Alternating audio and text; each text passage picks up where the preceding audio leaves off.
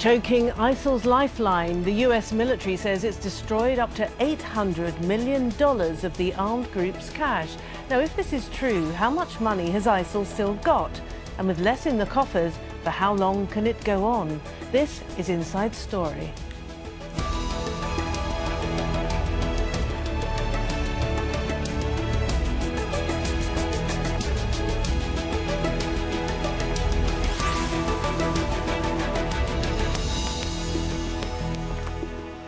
Hello and welcome to the programme. I'm Martine Dennis.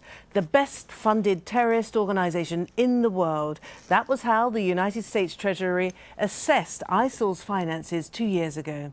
The armed group itself says it had a budget of $2 billion last year, a figure that, of course, we can't verify. But now it appears the US-led coalition is having some success in denting ISIL's finances.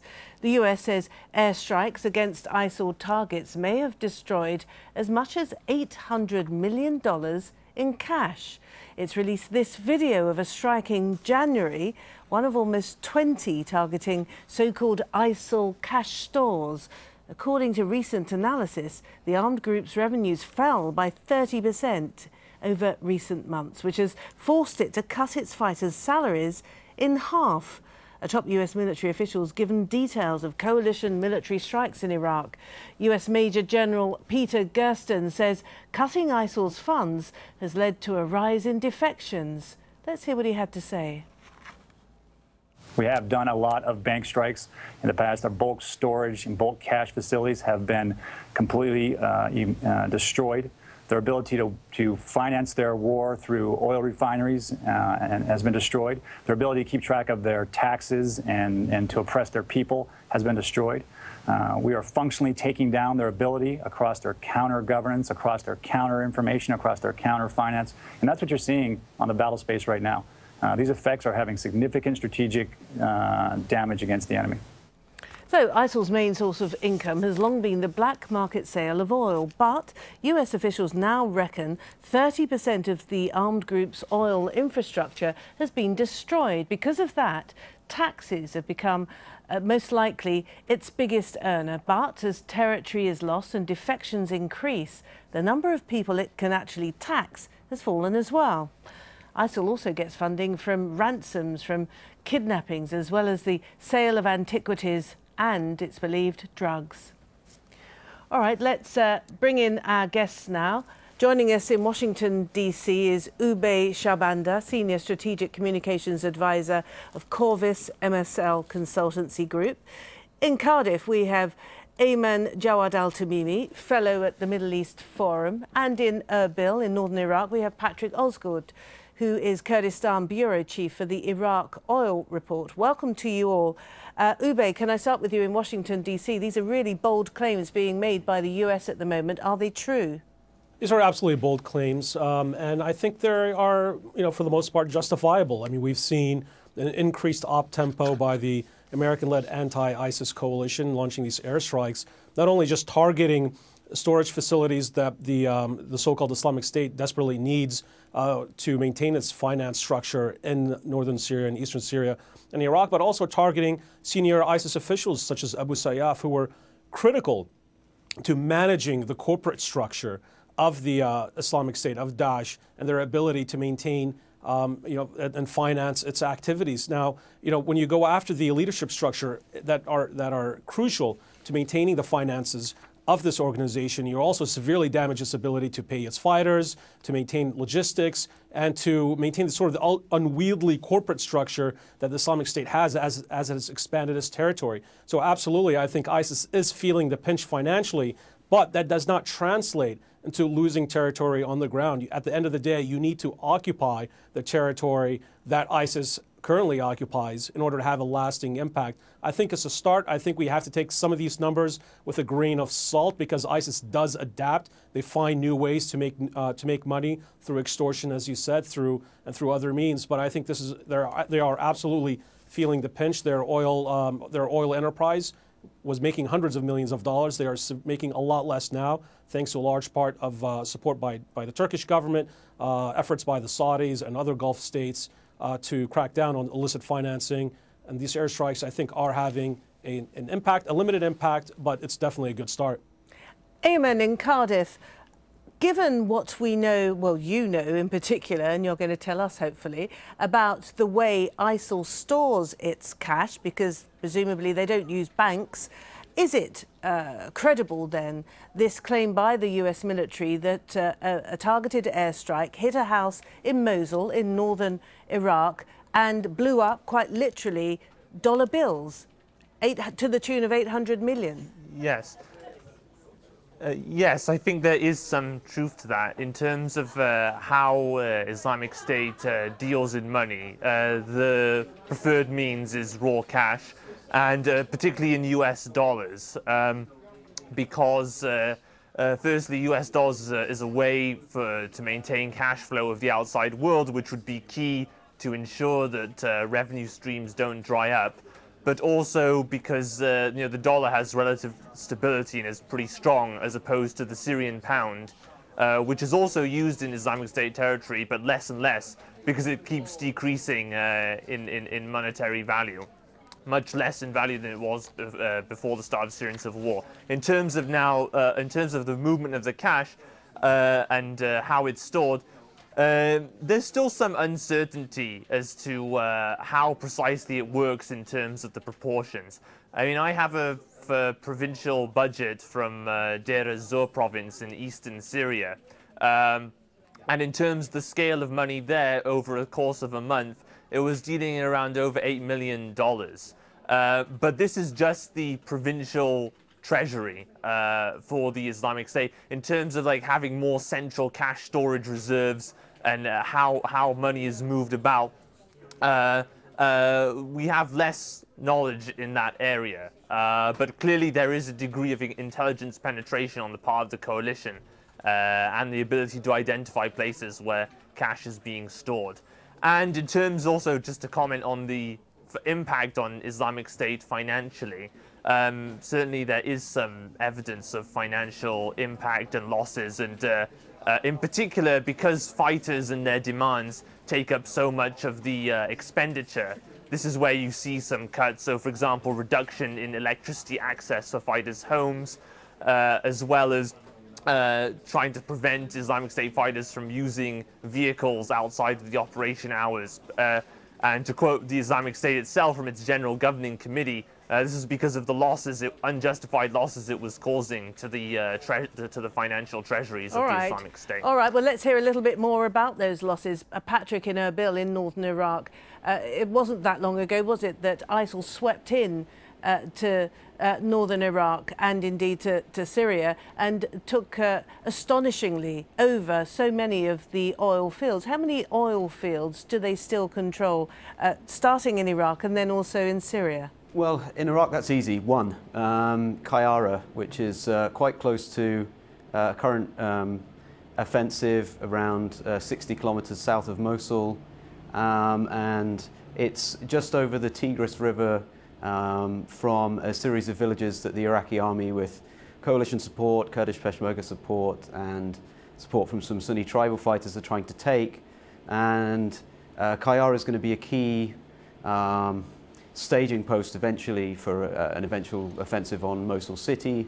The field at one point was kicking out about 20,000 barrels a day. It has a refinery next door and some other bits and bobs of infrastructure. So it's been bombed extensively by the Islamic State. Sorry, Patrick, to interrupt, but I was keen to It's still operational, find out. yeah. Still operational, producing how much every day? How much can they rely upon from this particular oil field? Only a small fraction of what they were getting out of Iraq before. So, we're talking like a few thousand barrels a day, something of that order, and really that's just because the field has been bombed, the refinery's been bombed by the coalition, and there's a residual amount that basically comes out of the ground.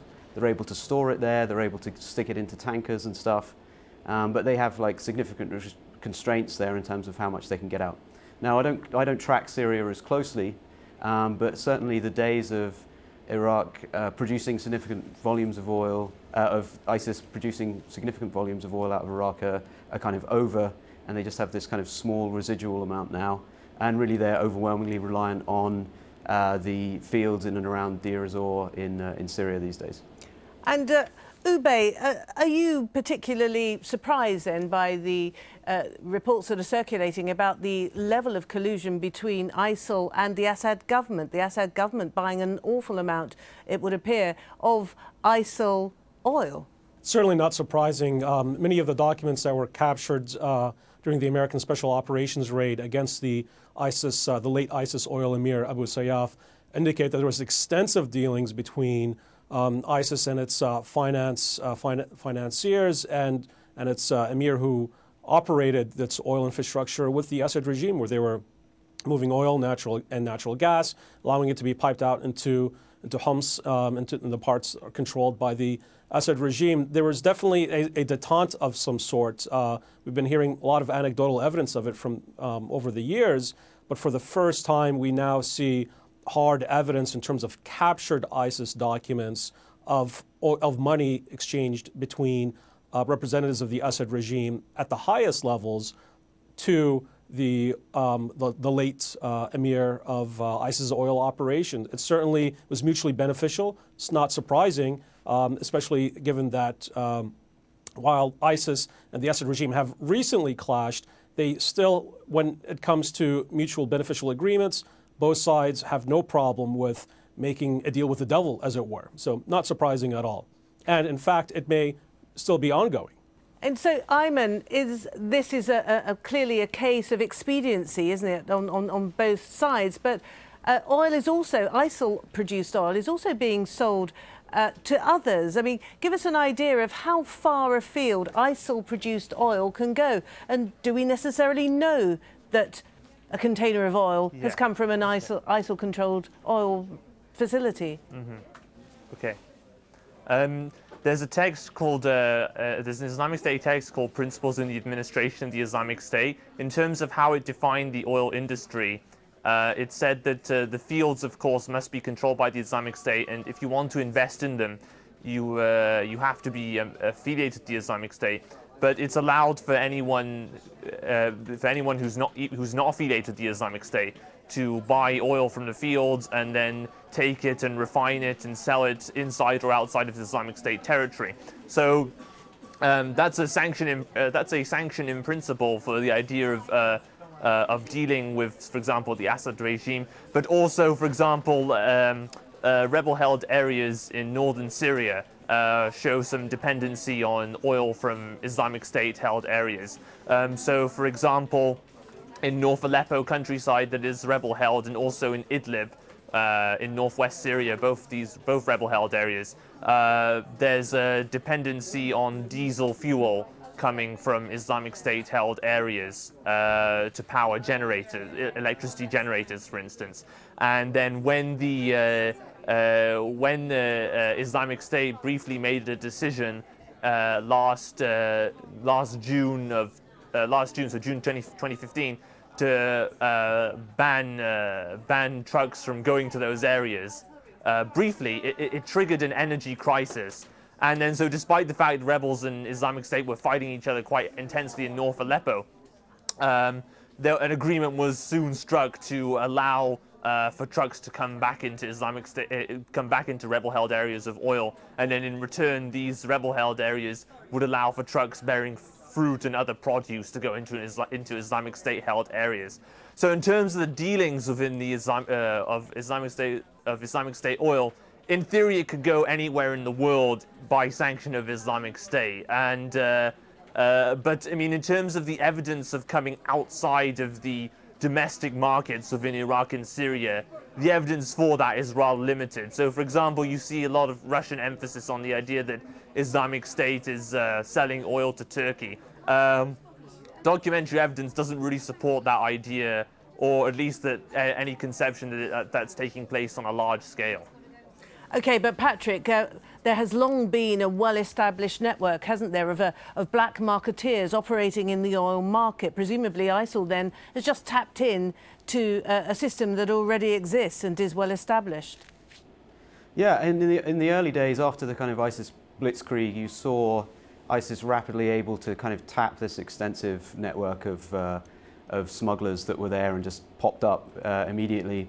You saw a profusion of crude crossing north into the Kurdistan region for a short time, and really going all over the place. And a whole network of people with cash, with all the logistics infrastructure that was required, with the connections required to cross borders and so on. And so you had this huge flurry of oil kind of dissipate in a kind of very variegated way into kind of several markets, so to speak.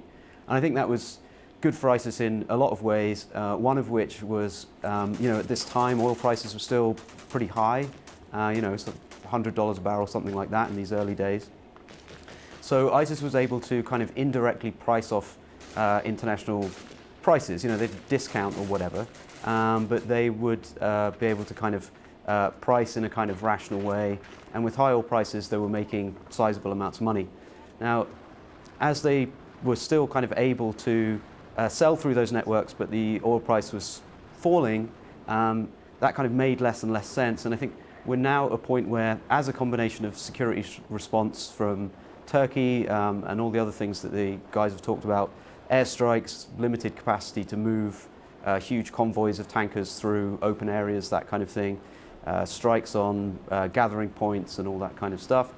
And ISIS is now focusing on, the evidence that we're gathering, on deliberately keeping oil inside the so-called caliphate, because the balance of supply and demand is different, and if they work on sealing it off, then what they have is an artificially inflated market price for crude that's actually higher than international prices right now.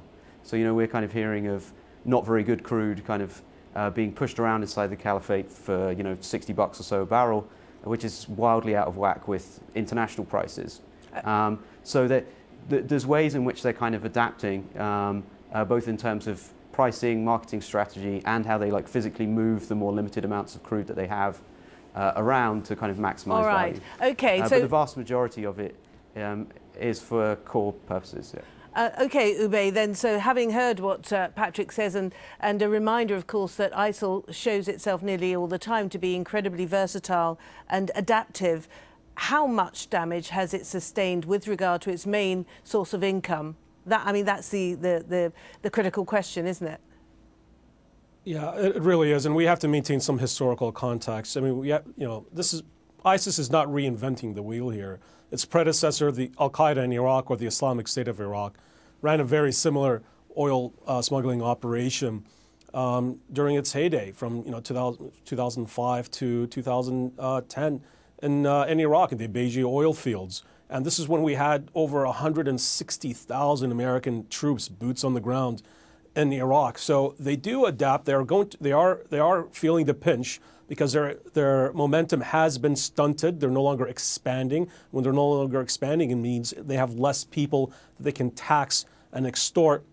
They will probably move to smaller shipments with a lower footprint that's not as vulnerable to strikes. They will adapt. It is going to hurt as not being able to pay their foreign fighters the high salary is also going to hurt them. We're seeing an increased level of defections. Word is slowly trickling back that going to the Islamic State is not this heaven on earth. In fact, it's this hell on earth.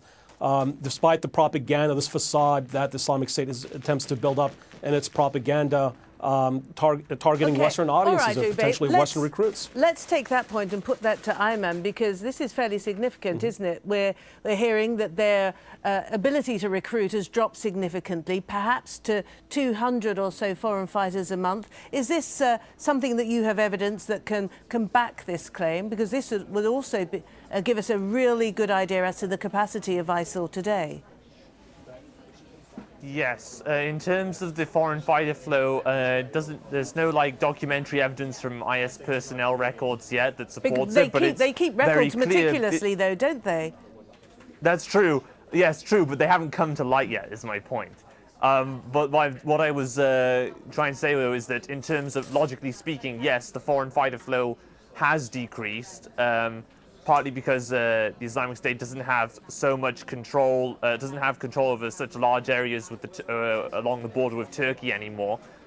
In fact, it's mainly just in a strip in northern Aleppo province, in places like Jarablus. But even there, Turkey has a more rigorous border policy now.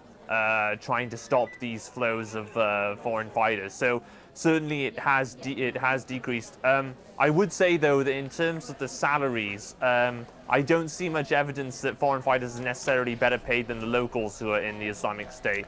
The salary scheme that does come out in documentary evidence is it's a $50 baseline salary per month, and then $50 extra for each wife you have, and then $35 extra for each child you have below 15, and then $50 extra for each sex slave you have, and then $35 for each child of a sex slave.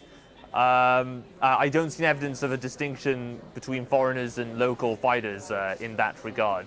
But certainly also, I think you saw recent, as you'd mentioned earlier, this idea of this salary cuts that I think came from Raqqa province, which is like the capital hub for Islamic State within Syria.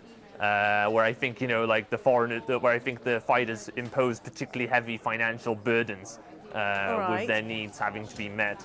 Okay, Patrick, you were telling us about the one remaining oil field controlled by ISIL in Iraq. It's about 60 kilometres away from Mosul. We hear from the Iraqi government that the big onslaught, the operation to retake Mosul, which is so important and critical for the Iraqi government, is about to get underway. Are you getting a sense then of an impending operation coming from Baghdad to retake Mosul and then presumably, or if not before, retake this particular oil field, cutting off ISIL's funding in Iraq? Yeah, I mean, I think that to put it in that way is probably over-egging it a bit. We are seeing the start of incremental progress to really retake a kind of cluster of villages 60 kilometers south of Mosul on the eastern bank of the Tigris River. The next operation will have to be to clear Qayyara itself. That's going to be a very, very big task compared to the capacity that the Iraqis currently have in place, even with a gradual kind of ramp up in American support. All right. And then they're going to have to make a long roads north to Mosul. I mean, what I think. Sorry, what's carry on. interesting though to me could you be is quite that brief, because we are now Yeah. running out of time, Patrick?